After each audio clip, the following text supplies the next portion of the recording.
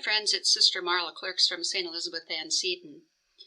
There's a story from the past, a true story, that talks about a Private Joseph Schultz who was with the German army when they invaded Yugoslavia. And one day his sergeant asked him, along with 7 other soldiers, to follow him out into this grassy area. And there, standing only 50 feet away on a small mound, were 8 Yugoslavians, 5 men and 3 women. He suddenly realized what they were out there to do. And so as the sergeant called out, "Ready," all of the soldiers raised their guns. He said, "Aim." But suddenly they heard this rifle thud on the ground, and they all turned to look at Private Schultz. He was walking across the field towards the Yugoslavians, and his sergeant called out to him to stop, but he wouldn't listen. When he finally reached the 8, he joined hands with them, just as his sergeant yelled, "Fire." And young Private Schultz was killed along with his Yugoslavian brothers and sisters.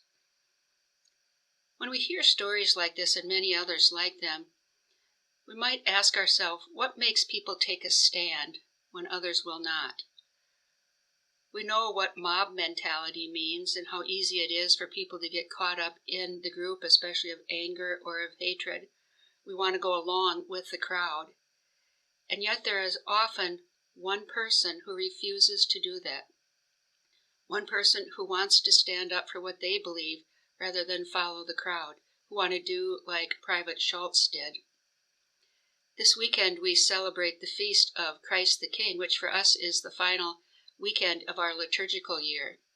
And we have that familiar story of Jesus hanging on the cross. The story says that all of the rulers jeered him.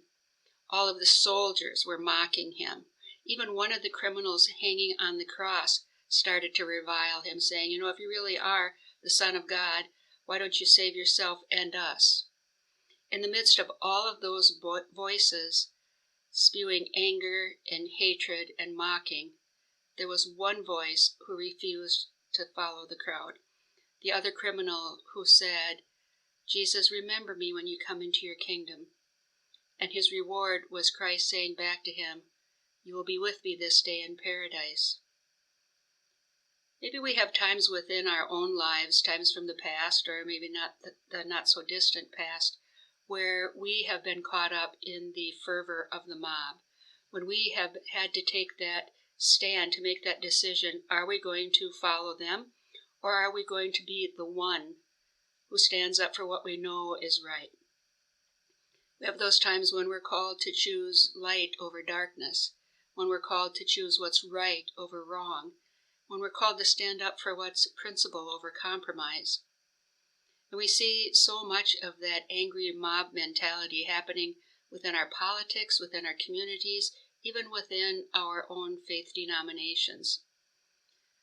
Again, the call for us is to be that voice of reason, that voice that is willing to challenge all of the hatred and violence and division, to be the ones who stand up and say, "No, this is not right." When Private Schultz died, there was a note that they found in his pocket, and it was a quote from St. Paul that said, "Love does not delight in evil, but rejoices in the truth. It always protects, always trusts, always hopes, and always perseveres." We know that it's not easy to be the only voice speaking up for what we believe Jesus Christ is telling us is the truth.